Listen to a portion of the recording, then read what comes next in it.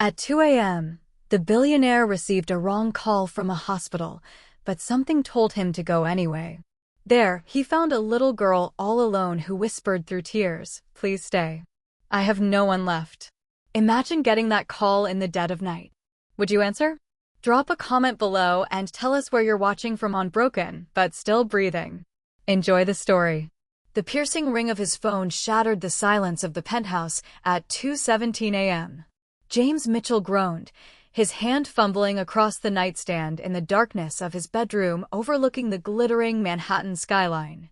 At 32, he'd built an empire in tech that made him one of the youngest billionaires in America. But success had a price. Constant calls, endless demands, no peace even in the dead of night. "This better be important," he muttered, squinting at the unknown number on the screen. He almost declined it. Almost. But something, call it instinct, call it fate, made him answer, "Hello, is anyone there?" A small trembling voice came through the line. Not an adult, a child. James sat up immediately, his heart suddenly racing. "Who is this? Are you okay?" I need someone, please. The nurse said I could make one call, and I just press numbers." And the little voice broke into sobs, desperate and utterly alone. "Where are you?" James was already out of bed, grabbing clothes from his closet. "Tell me where you are right now." "St. Mary's Hospital, room 412, they said. They said, Mommy and Daddy aren't coming back. They're gone. I'm all alone." Words tumbled out between gasping breaths, each one tearing at something deep in James's chest he thought he'd buried years ago. He didn't think, didn't question, didn't calculate the logic of rushing to a hospital in the middle of the night for a wrong number. "Stay on the line with me." "Okay. What's your name?" "Emma. Emma Rose Parker. I'm 7. Her voice was so small, so fragile. Are you really coming?" "I'm getting in my car right now, Emma. I'll be there in 20 minutes. I promise." James grabbed his keys, his mind racing. Why was she alone? Where was her family? What kind of hospital leaves a traumatized child by herself? The drive through the empty New York streets felt eternal. Emma stayed on the line, her quiet sniffles the only sound. He kept talking to her, asking gentle questions. Her favorite color, purple. Her favorite food, mac and cheese. Anything to keep her connected, to let her know she wasn't abandoned. St. Mary's Hospital rose before him, its windows glowing like beacons in the darkness. James parked haphazardly and ran through the sliding doors, his expensive shoes echoing on the linoleum floors. The night nurse at the desk looked up, startled by this well-dressed man bursting into the quiet ward.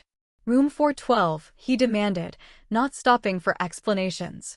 "4th floor." The elevator crawled upward while James's pulse hammered in his ears. What was he doing? He didn't know this child. He had board meetings in 6 hours. He had a life meticulously planned and controlled, and yet nothing had ever felt more important than getting to that room. The door was ajar. James pushed it open slowly. The small figure in the hospital bed looked impossibly tiny, swallowed by white sheets and blankets. Blonde hair spilled across the pillow and huge blue eyes, red and swollen from crying, locked onto his face the moment he entered. Her right arm was in a cast, and there were small bandages on her forehead and cheek. "You came," Emma whispered, and the relief in those 2 words nearly broke him. "You really came." James crossed the room and knelt beside her bed, bringing himself to her eye level. Up close, he could see the tear tracks on her cheeks, the way she clutched a torn, stuffed rabbit to her chest with her good arm. His throat tightened. "Of course I came. I promised, didn't I?" He managed a gentle smile. "I'm James." "James," she repeated as if testing the name, seeing if it was real. Her little hand reached out, grabbing onto his sleeve with surprising strength. The car. It came out of nowhere. Daddy tried to turn, and then there was so much noise and glass, and her voice hitched. "They told me Mommy and Daddy went to heaven, but I don't want them in heaven. I want them here. I want to go home." Fresh tears spilled down her cheeks. And James did something he hadn't done in 15 years. Not since he was a teenager, standing at his own mother's grave. He reached out and gently wiped her tears away with his thumb. "I'm so sorry, Emma. I'm so sorry. Everyone left, she whispered. The police came and asked questions. The doctors fixed my arm. The nurses said someone would come for me tomorrow, but I was scared. I didn't want to be alone in the dark. So, I grabbed the nurse's phone when she wasn't looking and just pushed buttons. And you answered. Why did you answer? It was a question James couldn't answer. Not logically, not in any way that made sense. But looking into those devastated blue eyes, he knew one thing with absolute certainty. Because you needed someone, he said quietly. And I'm here now. Emma's grip on his sleeve tightened even more. Will you stay just until I fall asleep, please? I'm scared the nightmares will come back. James glanced at his watch. 3:47 a.m. He had that crucial meeting with investors from Tokyo. He had a company to run. He had a life that didn't include sitting in a hospital room with a child he'd never met before tonight. Please, Emma whispered again, and something in her voice, something broken and pleading and desperately hopeful, shattered every logical argument in his mind. I don't have anyone else in the whole world now. He pulled a chair close to her bed and sat down. Then I'll stay, Emma. I'll stay as long as you need. She smiled then, just a tiny, fragile thing, but a smile nonetheless. Her eyes began to drift closed, exhaustion finally claiming her. But even as sleep took her, her small hand never released its grip on his sleeve. James sat in the dim hospital room, watching this little girl sleep, and felt the carefully constructed walls around his heart begin to crack. He'd spent 15 years building an empire, surrounding himself with success and control and predictable outcomes. But as the first light of dawn began to creep through the window, James Mitchell had no idea that the random phone call at 2:17 a.m. was about to change absolutely everything, and that the little girl sleeping beside him was hiding a secret that would turn his entire world upside down. A secret that, once revealed, would explain why fate had brought them together on this terrible, transformative night. What if one call could unravel your entire life? Stick with broken, but still breathing to find out what happens next. Morning light flooded room 412.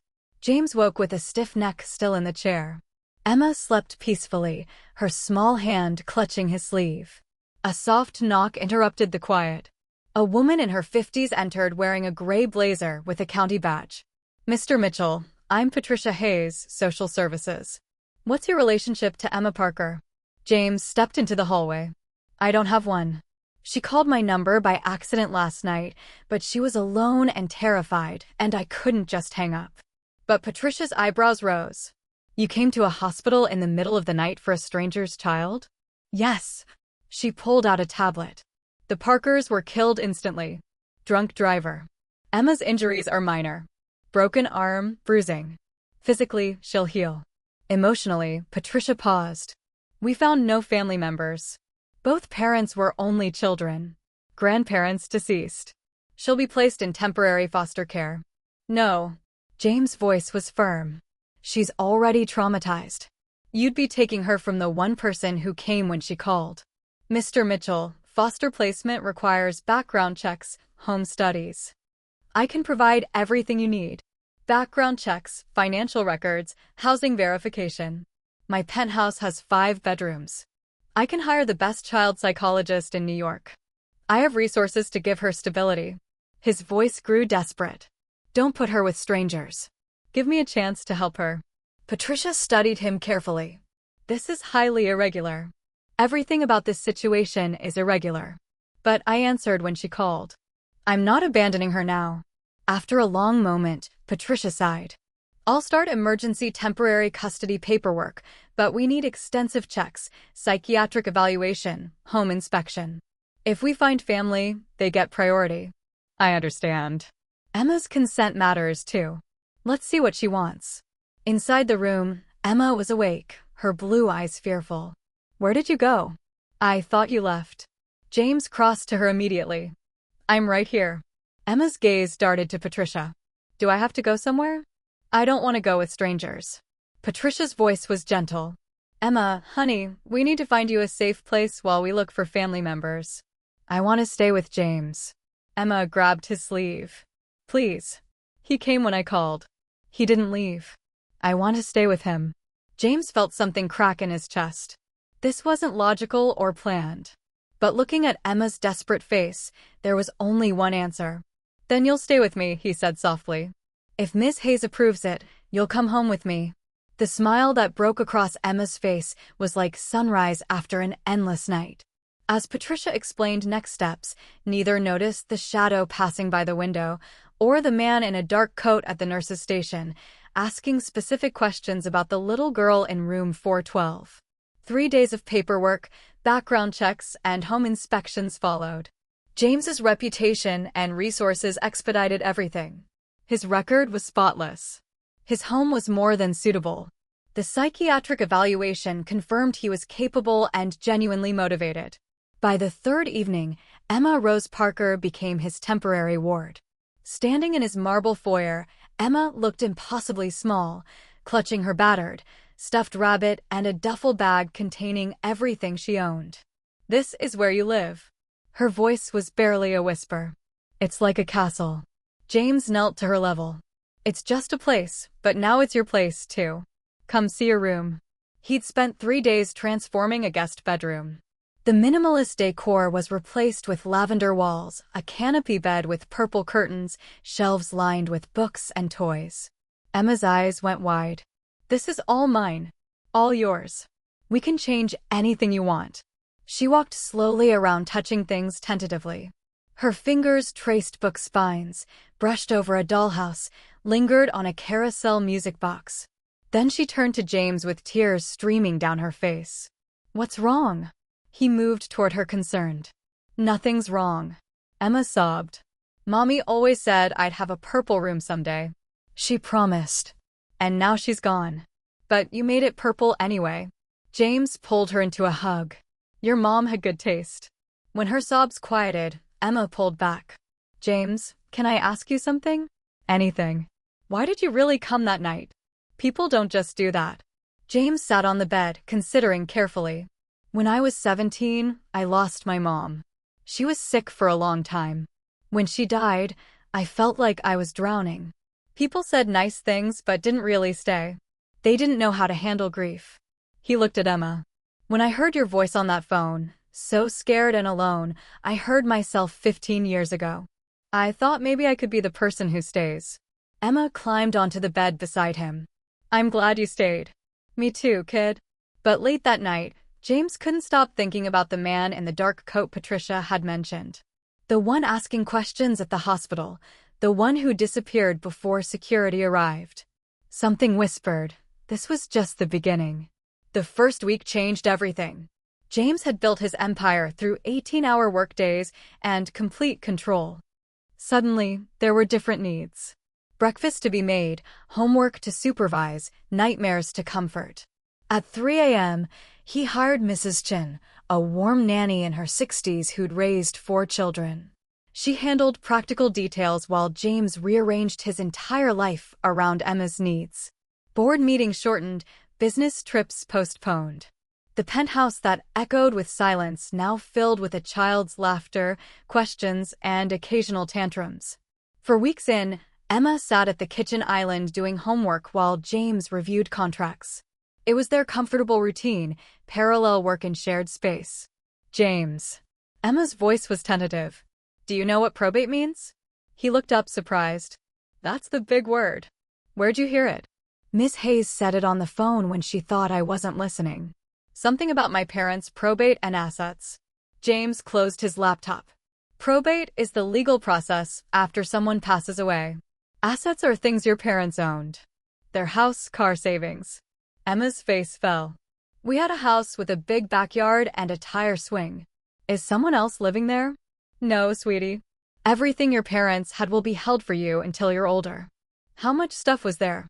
James pulled up a file. "Your parents owned their home. Your dad had life insurance. Your mom had investments. Together about $250,000. Emma's eyes widened. "Is that a lot?" "Enough for college, for whatever you need. Your parents planned ahead because they loved you." Tears welled up. "Daddy worked at a software company. He was always typing at night, saying he was working on something important. Mommy taught piano lessons. Sometimes she'd play for me before bed." "What would she play?" Clair de Lune. She said it means light of the moon in French. She said I was her moonlight. Emma's voice cracked. James made a mental note. By tomorrow there would be a piano in the penthouse. Can I tell you something weird? Emma asked suddenly. Of course. The night before the accident, Daddy acted strange. He came into my room really late and told me he loved me about 100 times. He said if anything happened, I should be brave and remember that he and Mommy would always protect me, even from far away. Emma frowned. It was like he knew something bad was going to happen. A chill ran down James' spine. Did he say anything else? He gave me this. Emma pulled out a small silver locket on a chain. He said to keep it safe and never lose it, but I can't open it. It's locked somehow. James examined it carefully. Vintage, delicate, intricate engraving, no visible clasp. May I hold on to this? I have a jeweler friend who might help us open it. Emma hesitated, then nodded. Okay, but you have to promise to give it back. I promise. That night, James studied the locket under a magnifying glass. The engraving wasn't decorative. It was text, numbers, and letters in a pattern that looked like coordinates. He called Marcus, his head of security and former FBI agent. I need you to look into Thomas Parker, deceased 3 weeks ago in a car accident. I want everything. Employment history, associates, any flags. Boss, are we getting involved in something? Maybe. Dig quietly. The report came 2 days later. James read it 3 times, each reading making his blood run colder. Thomas Parker had worked as a senior software engineer at Digitech Solutions, clean record, stable employment. But 6 months ago, he transferred to a classified government contract division. 2 weeks before his death, he tried to resign. His resignation was denied. 3 days before the accident, he filed a formal complaint about ethical concerns regarding Project Nightingale. The complaint was sealed, the project classified, and Thomas Parker was dead. This wasn't an accident, James muttered. His phone buzzed, unknown number. Mr. Mitchell. The voice was smooth, professional, dangerous. I understand you're caring for Emma Parker. How charitable. Who is this? Someone with interest in ensuring certain information stays buried. Information Thomas Parker tried exposing. A pause. Emma is lovely. It would be tragic if she had another accident. Children are so fragile. Rage flooded James. If you touch her, you'll... What? You're a businessman, not a soldier. But I'll make this simple. Thomas gave his daughter something before he died. Something small, precious. Find it and turn it over and Emma lives a long, happy life. Refuse and accidents happen. 1 week. The line went dead. James sat frozen. Someone had killed Thomas Parker.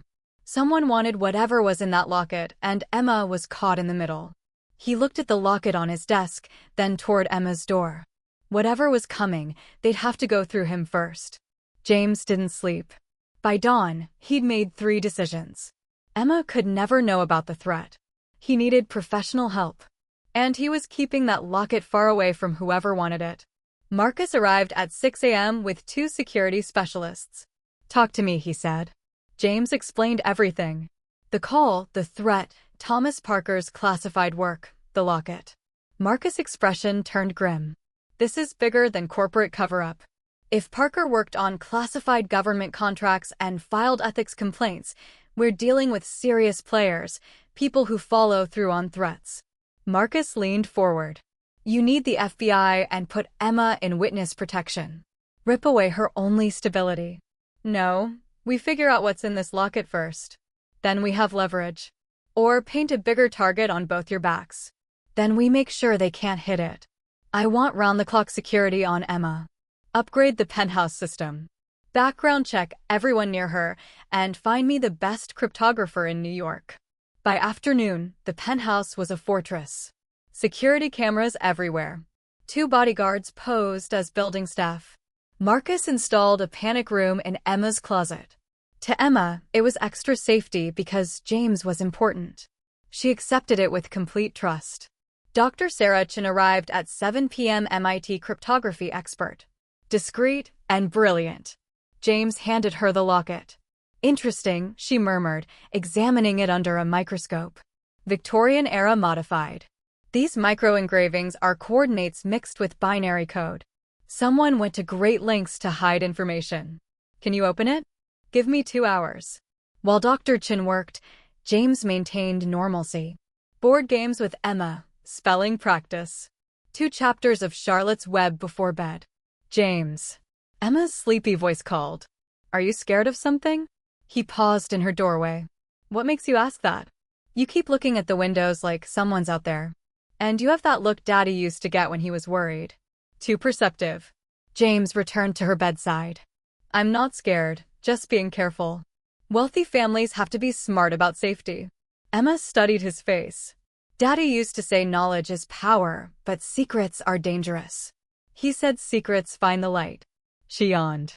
I don't know what he meant. Did your dad have secrets? Maybe. He used to lock his office door at night and work late. Mommy said he was working on something important. Emma's eyes closed. I hope it was worth it. Me, too, sweetheart. At 9 p.m., Dr. Chin called him to his office. The locket lay open, and her expression was troubled. You're not going to like this. Inside was a micro SD card, nearly invisible.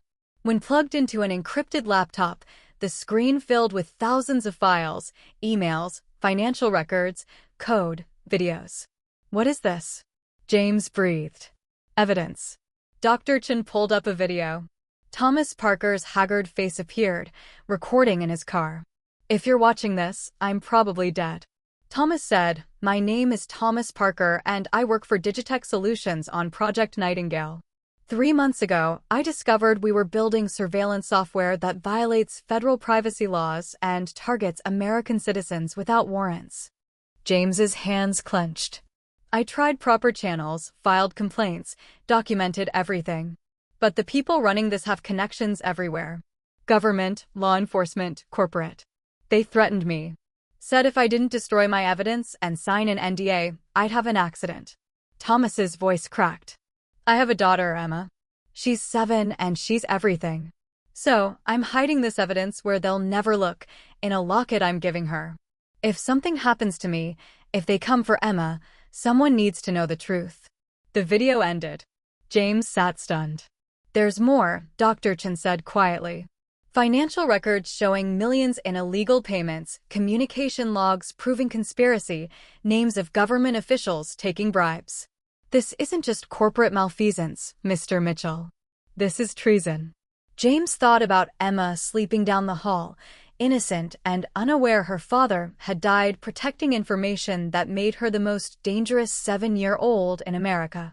His phone buzzed. The unknown number. Time's running out, Mr. Mitchell. Have you found what we're looking for? James took a breath. Yes. Excellent.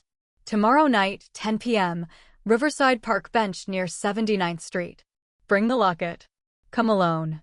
Afterward, you and the girl go back to normal lives. Simple. The line went dead. Marcus looked at James. You're not seriously considering it. Of course not. James stared at the evidence that cost Thomas Parker his life. But I am going to that meeting. Whoever shows up will lead us to the people behind this. And then what? Then we make sure they can never hurt Emma again. Whatever it takes. Neither noticed the small red light blinking on the security feed or that for 3 seconds it had been remotely accessed from outside. Someone was watching. Someone knew they'd opened the locket and the clock was ticking. The next day crawled by. James went through motions. Breakfast with Emma, homework review, lunch at her favorite diner, while his mind raced. Marcus and his team had spent the night planning, setting surveillance around the park, preparing for every scenario. Emma noticed at dinner. You're doing it again. The worried face. Sorry, kiddo. Work stuff. You've been thinking about work stuff a lot. She set down her fork. Is it because of me? Am I making things hard? What? No. James took her hand. Emma, having you here is the best thing that's happened to me in years. You're not making anything hard. Then why all the new guards and cameras? Her voice dropped. Did I do something wrong? James' heart clenched. She blamed herself. You didn't do anything wrong. Your dad worked on something important before he died. Something bad people want. I'm handling it, but that's why we have extra security. It's temporary, just until everything is safe. Emma's eyes widened. Are we in danger? No, I won't let anything happen to you. I promise. Trust me. She nodded slowly. I trust you. That trust terrified him. At 9:30 p.m., James prepared to leave. He'd copied the SD card's contents 3 times, encrypted them, sent them to secure locations. The original was hidden in a safe. The locket he was bringing contained a blank replica card. You don't have to do this alone, Marcus said, adjusting James's microphone. We'll have 6 agents in the park within 50 feet. They said come alone. They always say that. First sign of trouble. We move. James nodded, slipping the fake locket into his pocket. Emma was asleep. Mrs. Chen watching, 2 guards outside her door. If this went wrong, at least she'd be safe. Riverside Park at night was beautiful and eerie. Street lamps casting light pools, the Hudson whispering beyond trees, Manhattan glittering across the water. James reached the bench at exactly 10 p.m. A woman approached, elegant in a dark coat, face shadowed. Mr. Mitchell, punctual. Who are you? Names aren't important. Do you have it? James pulled out the locket. First, tell me who killed Thomas Parker. The woman smiled coldly. He killed himself. Couldn't leave well enough alone. Smart man. Terrible judgment. And Emma, you threatened a child. Leverage. We needed motivation. The girl is unfortunate collateral. But children are resilient. She extended her hand. The locket. James's jaw tightened. You'll leave her alone permanently. You're not in position to negotiate. Actually, I am. James closed his fist. I've already opened this. I've seen what's inside, and I've made copies, sent to multiple people. If anything happens to Emma or me, everything goes public. Congressional committees, FBI, New York Times, all of it. The woman's expression flickered. You're bluffing. Am I? Thomas Parker documented Project Nightingale in detail. Names, dates, financial transactions, communication logs, 3 months of airtight evidence. And now I have it all. James leaned forward. So here's how this works. You leave Emma alone. You leave me alone. You disappear from our lives. And in exchange, I don't destroy your operation. You're making an enemy of powerful people. I'm already their enemy. Now I'm just the enemy with ammunition. James tossed her the locket. She caught it, opened it, examined the blank card. Her lips curled between a smile and snarl, but you've miscalculated. We don't negotiate with threats. Her hand moved toward her coat. Gun. Marcus shouted in James' earpiece. Everything exploded. The woman drew a weapon, but Marcus and his team emerged from shadows, guns drawn. Federal agents, drop it. The woman froze, calculating. Then she laughed. You think this ends here? Thomas Parker barely scratched the surface. Project Nightingale is one operation among dozens. Kill one head, 2 more grow. She looked at James. And that little girl, she's more valuable than you know.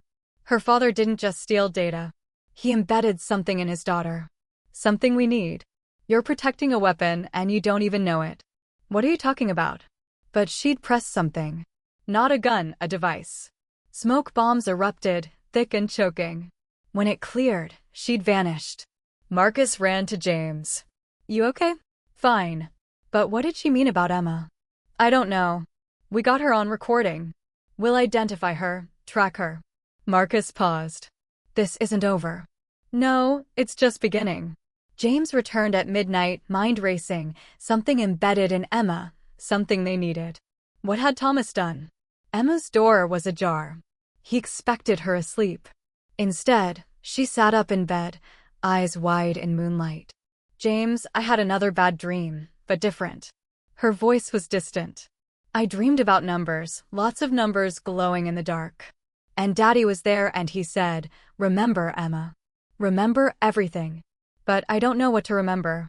James crossed to her, but something made him pause. In moonlight, Emma's eyes seemed different, almost processing something beyond normal sight. What kind of numbers? Long ones like 38, 5947, 121, 4890, 94105, 22234. They don't make sense, but I can see them clearly, like they're written inside my eyes. Emma blinked, suddenly just a tired 7-year-old again. It was just a dream, right? James pulled her into a hug, mind reeling. Those weren't random. They were coordinates, addresses, codes, exactly what Thomas Parker worked with. Just a dream. Go back to sleep. But leaving her room, James knew the terrible truth. Thomas Parker hadn't just given his daughter a locket with evidence. He'd encoded the most sensitive data directly into Emma's memory, turning his little girl into a living database that powerful people would kill to access or erase. And James had promised to protect something far more dangerous than he'd imagined. The revelation hit James like a physical blow. Thomas Parker hadn't just hidden evidence. He turned his daughter into a living vault. But how? And why would Emma suddenly start reciting coordinates in her sleep? We need to understand what he did to her, James said to Marcus the next morning. Find me a neuroscientist. Someone who specializes in memory and cognition, discreet. You think Parker somehow programmed information into his daughter's brain? I don't know what to think, but that woman said Emma was a weapon. Those numbers she recited, they match formats from the SD card, coordinates, security codes, addresses. James ran his hands through his hair. We need to know if Emma has access to all of it or just fragments. Dr. Rebecca Morrison arrived that afternoon, a renowned cognitive neuroscientist from Columbia who'd worked with intelligence agencies on memory enhancement research. James explained the situation carefully, showing her Thomas Parker's video and Emma's midnight recitation. Fascinating and terrifying. Dr. Morrison said there are experimental techniques for memory encoding using specific audio frequencies, visual patterns, even hypnotic suggestion to embed information into long-term memory. If Parker had access to this technology through his classified work, he could have programmed his daughter without her knowing. Potentially, children's brains are incredibly plastic, especially during sleep. With the right tools and several weeks of exposure, he could have embedded vast amounts of data into her subconscious. Dr. Morrison's expression was grave, but the ethical implications are horrifying. He essentially weaponized his own child. He was protecting her, James said defensively. If the evidence was only in the locket, they'd just take it and kill her. This way she's valuable alive. Or it makes her a target forever. Dr. Morrison pulled out scanning equipment. With your permission, I'd like to run some non-invasive cognitive tests. See if we can determine the extent of the embedded data. Emma was curious, but cooperative during the tests. Dr. Morrison showed her patterns, played specific audio frequencies, asked seemingly random questions. Throughout it all, Emma remained her normal, cheerful self, completely unaware of the database potentially locked inside her mind until Dr. Morrison played a specific musical sequence. 3 ascending notes followed by 2 descending ones. Emma's eyes glazed over. Her voice became flat, mechanical. Authentication accepted. Accessing Project Nightingale database. 13,472 files. Financial records. Communication logs. Operational protocols. Personnel identities. James felt his blood turn to ice. Emma. But Emma wasn't Emma anymore. She continued in that eerie monotone. Primary targets. Senator Richard Holloway accepts monthly payments of $50,000. General Marcus Chin redirects military contracts to Nightingale subsidiaries. Director Patricia Vance of NSA provides unauthorized surveillance access. Stop. Dr. Morrison said firmly, playing a different sequence. Emma blinked, her eyes clearing. What happened? Why are you both looking at me like that? Nothing, sweetheart, James said, forcing a smile. Just part of the test. You did great. After Emma left with Mrs. Chin for lunch, Dr. Morrison turned to James with a horrified expression. Your worst fears are confirmed. Thomas Parker embedded the entire database into his daughter's memory. The musical trigger unlocks it. Probably something he played for her regularly so she wouldn't question hearing it. Can we remove it? Not without risking permanent brain damage. The memories are integrated into her neural pathways now. They're part of her. Dr. Morrison paused. But here's what terrifies me. If we found the trigger, so can they. And if they get access to Emma, they can extract everything Thomas died protecting. Or worse, they can delete it, leaving her permanently damaged. James' hands clenched. So, what do we do? You have 3 options. 1. Go to the FBI, put Emma in protective custody, hope they can keep her safe from people with government connections. 2. Run, disappear completely, spend the rest of your lives looking over your shoulders. 3. Eliminate the threat permanently. How? Expose everything. Make the information public before they can stop you.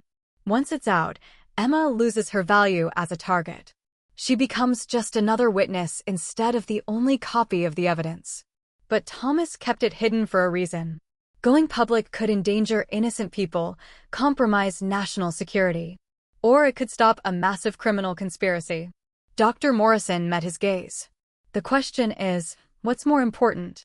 Following Thomas Parker's cautious approach that got him killed or protecting his daughter by any means necessary? James looked toward the room where Emma was eating lunch, laughing at something Mrs. Chen said, completely unaware she carried information that could topple government officials and expose billion-dollar crimes. His phone buzzed. Marcus's voice was urgent. "Boss, we've got a problem. That woman from the park. We identified her. Victoria Kane, former CIA operative, now works for a private military contractor called Sentinel Solutions. And she's not alone. We've detected surveillance on the building. At least 4 operatives watching all exits. They're going to make a move. Question is when. Could be hours, could be days. But they know we opened the locket. They know we have the evidence. And after last night, Marcus's voice dropped, they might decide Emma's too dangerous to let live." The weight of it crashed over James. He'd thought he could protect her, play defense, keep her safe until the threat passed. But there was no waiting this out. Emma would never be safe as long as that information lived in her head, unless he changed the rules entirely. "Marcus, I need you to contact every major news outlet, New York Times, Washington Post, CNN. Tell them we have evidence of massive government corruption and we're ready to go public. Schedule press conferences for tomorrow morning. D, you're sure about this? They want the information. They're going to get it. All of it on every news channel, every website, every newspaper in America. By this time tomorrow, Emma won't be a target.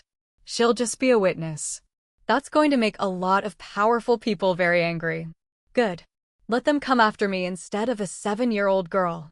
That night, James sat in Emma's room as she drifted off to sleep, her small hand wrapped around his.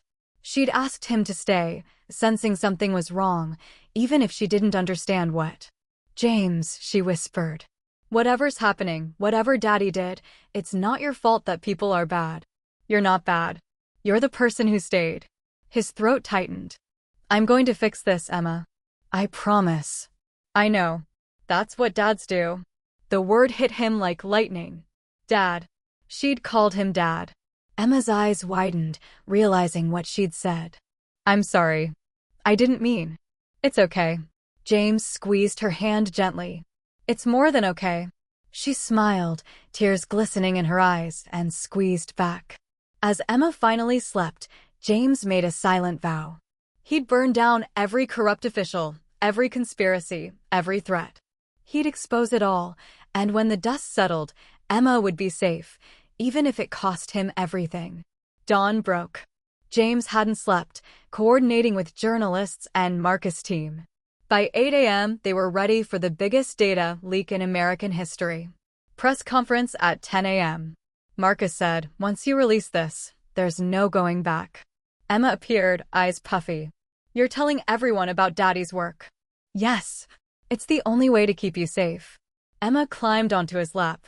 "Daddy told me to find someone brave. I think he meant you. Just don't leave me.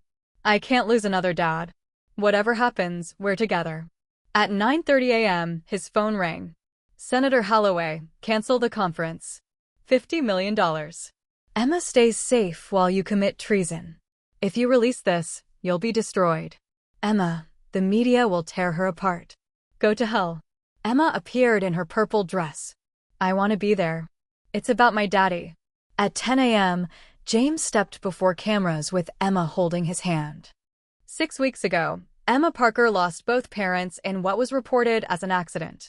But Thomas Parker was murdered because he discovered massive corruption. He held up a USB drive. 13,000 files proving conspiracy, bribery, treason. I'm releasing it all now. The upload began. The room erupted. Documents appeared on screens. Emma spoke. My daddy was a good man. James is good too. He's protecting me even though it's dangerous. That's what heroes do. The story went viral instantly. Marcus appeared urgently. We need to leave. Suspicious vehicles approaching. They rushed to the SUV. James bundled Emma inside. Did we stop them? Emma asked. His phone rang. Victoria Kane's voice. You've just signed both your death warrants. Emma's no longer valuable alive. She's just a loose end. James realized he might have made a terrible mistake. The safe house in upstate New York was fortified. High walls, advanced security. They arrived after 3 hours of evasive driving. We'll be safe here, Marcus said. Only 3 people know this location. Emma settled into her room. James sat beside her. I'm sorry. I thought exposing everything would protect you.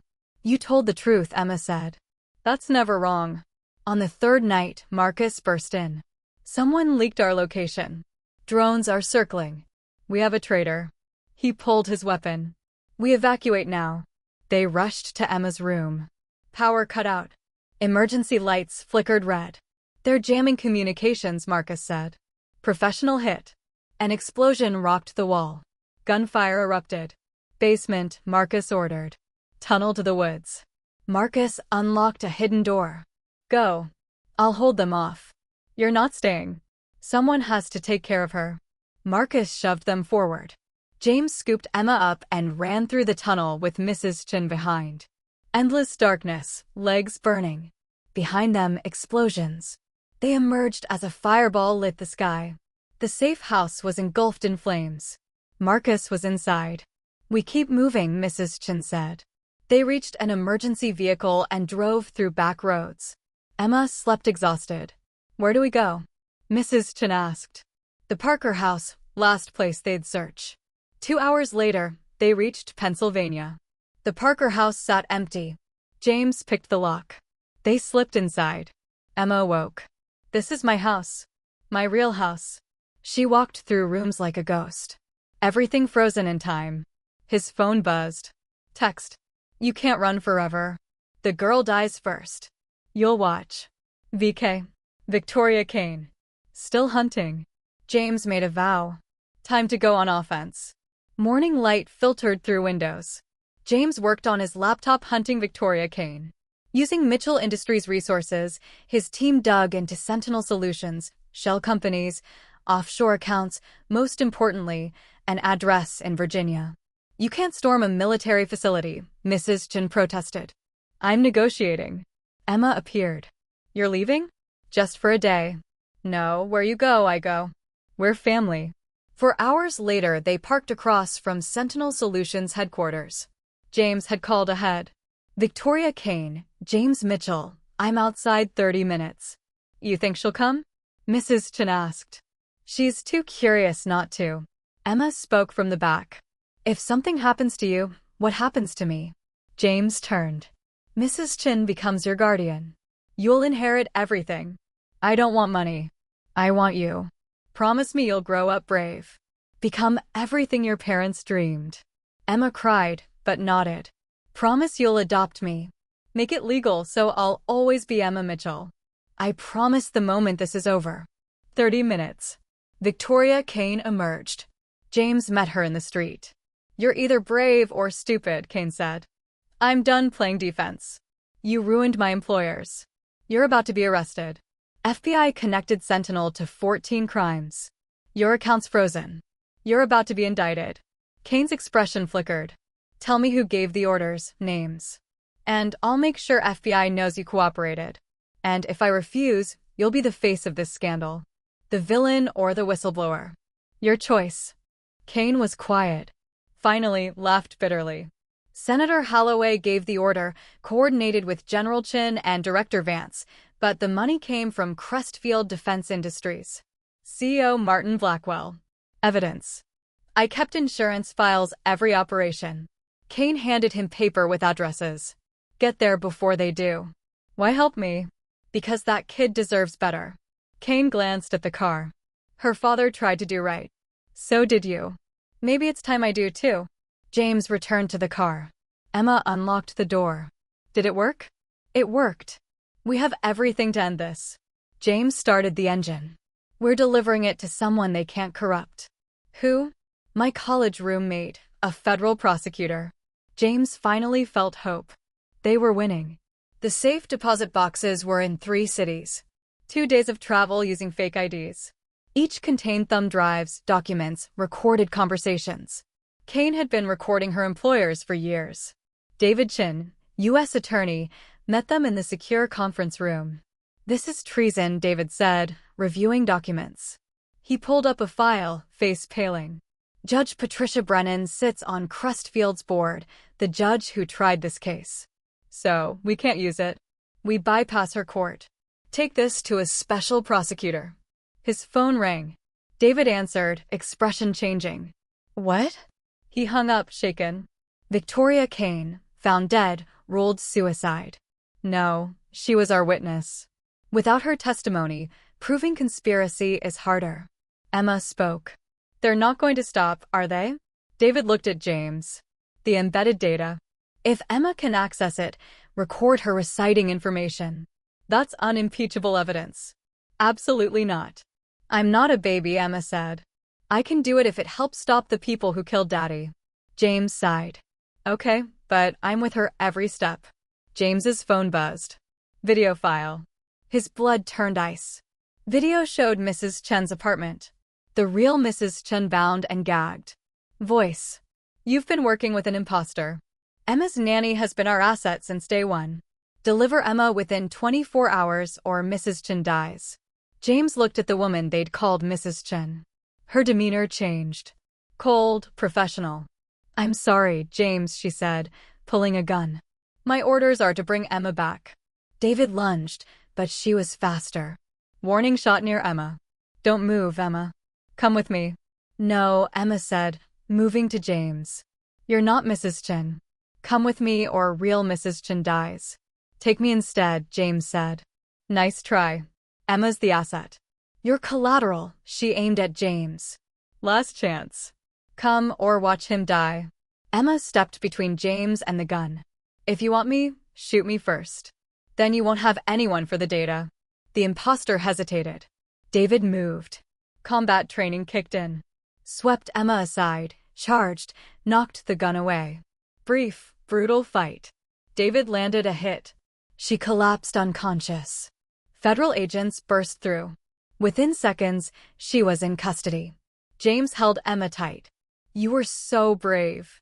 I couldn't let her hurt you. You're my dad. They'd become a real family. But the betrayal cut deep. If Mrs. Chin was compromised from the beginning, who else wasn't who they claimed? The secure facility was run by U.S. Marshals, underground levels, biometric security. Marcus arrived the next day alive, injured, weak in coma. Boss, sorry I'm late. Emma hugged him. We thought you were dead. Takes more than an explosion. Marcus laid out his discovery. Sentinel has 6 more operatives embedded everywhere. They've been playing us from the beginning. How do we fight them? We end them all at once. Tomorrow night, National Defense Innovation Summit. Every person in Parker's evidence will be there. Perfect opportunity for what? Arrest them all simultaneously. Sealed indictments ready. And Emma?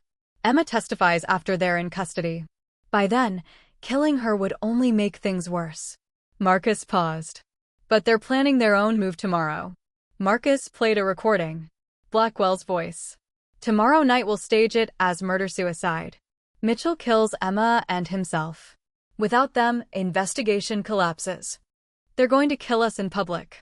Not if we strike first. You and Emma need to be there visible. You'll be bait. James. Emma from the doorway. We have to do this. Marcus nodded. We'll have 50 federal agents. Moment anyone moves, we move. Endgame. David entered. Attorney General approved. We serve indictments at 9 p.m. James, you'll be on stage. Emma in front row. When you give signal, we move. What signal? You'll tell the truth. All of it. Name names. While they're focused on you, we arrest them. Emma nodded. We do this. Next day was preparation. Emma fitted with bulletproof vest under her dress. James received tactical training. That evening, Emma appeared. After tomorrow, can we live in the house where I grew up? I want to remember Mommy and Daddy every day. James knelt. We'll live there. Plant flowers. Fix your tire swing. Make it our home. And you'll adopt me the moment this is over. Emma Mitchell, my daughter forever. I love you, Dad. I love you too. Hour later, they arrived at the gala. Cameras flashed. Inside, 500 people. Among them, Holloway, Chin, Brennan, Blackwell. James could feel their eyes. At 8:45 p.m., James was called to stage. Emma sat front row. James stepped to podium, took a deep breath. Good evening. I was asked to talk about ethics, but not how you expected. He pressed button. Screens lit with evidence. Thomas Parker discovered the defense industry was systematically violating federal law. James told the truth. All of it. Holloway's face turned red. Blackwell stood. Brennan reached for her phone. Federal agents moved, blocking exits. At 9 p.m., the Attorney General walked on stage. Several individuals are under arrest for conspiracy, treason, and murder. Chaos erupted. Security guards drew weapons. Blackwell pulled a gun, aiming at Emma. Gun! James shouted, diving toward Emma. Slow motion. Blackwell fired. Federal agents returned fire. Emma screamed. James threw himself in front, taking the bullet. Pain white-hot through his shoulder. He stayed upright long enough to shield Emma. Then Marcus took down Blackwell. Agents swarmed. Shooting stopped. James collapsed. Emma crying over him, pressing against his wound. Dad, stay awake. Please don't leave me. Not going anywhere. Promise. Still have paperwork. Paramedics arrived. James heard voices. Emma being pulled away. His last thought, she called me Dad. And I answered. Everything went black. James woke to white ceiling tiles and the rhythmic beeping of hospital monitors. His shoulder screamed in agony, but he was alive. Dad. Emma's voice. She was at his bedside instantly, tears streaming. You're awake. You've been asleep for 2 days. 2 days. James tried to sit up, wincing. Are you okay? Did they? I'm fine. You saved me again. Emma held his hand carefully, avoiding the four. Marcus says you're a hero. David says you're crazy. I think you're both. James managed a weak smile. What happened after They arrested everyone. Senator Holloway, General Chin, Judge Brennan, Martin Blackwell, all of them. It's all over the news. They're calling it the biggest government scandal in 50 years. Emma's eyes shone. Daddy's evidence worked. You made it work. Marcus appeared in the doorway, arms still in a sling, but grinning. Boss, nice job not dying. Doing my best. James shifted, trying to get comfortable. Is it really over? 47 arrests so far. More coming. Crestfield Defense Industries is under investigation. Sentinel Solutions shut down. The Attorney General herself is prosecuting. Marcus' expression turned serious. And we found the real Mrs. Chin. She's safe. Shaken, but safe. Relief flooded through James. Thank God. There's something else. David entered, carrying a manila envelope. We recovered Thomas Parker's personal effects from evidence. Inside his home office, we found a sealed letter addressed to you, James. Dated 3 weeks before he died. James stared. To me, but I didn't know Thomas Parker. Read it, David said softly, handing him the envelope. With shaking hands, James opened it. The handwriting was neat, desperate. Dear Mr. James Mitchell, if you're reading this, I'm dead, and my daughter Emma has somehow found you. This wasn't an accident. This was my plan. My last desperate plan to save her life. 3 months ago, I discovered Project Nightingale. I knew they'd kill me for it. I knew they'd come for Emma, too. I needed someone to protect her, someone brave, someone with resources, someone who understood loss and wouldn't give up on a scared child. I researched you extensively. Your mother died when you were 17. You built an empire from nothing. You have a reputation for integrity, for doing the right thing, even when it costs you. You were the perfect choice. So, I programmed my daughter's hospital room phone to call your number if she pressed 911. I knew if something happened to me, she'd be terrified and alone. I knew she'd reach for a phone. And I knew you'd answer. I'm sorry for putting this burden on you. I'm sorry for turning Emma into a weapon, but I also knew you'd protect her better than anyone because you understand what it means to lose everything and survive. Please take care of my daughter, love her, keep her safe, and finish what I couldn't. You were never a wrong number, Mr. Mitchell. You were exactly the right one. Thomas Parker. James's hands trembled. Tears blurred his vision. It wasn't random. None of it was random.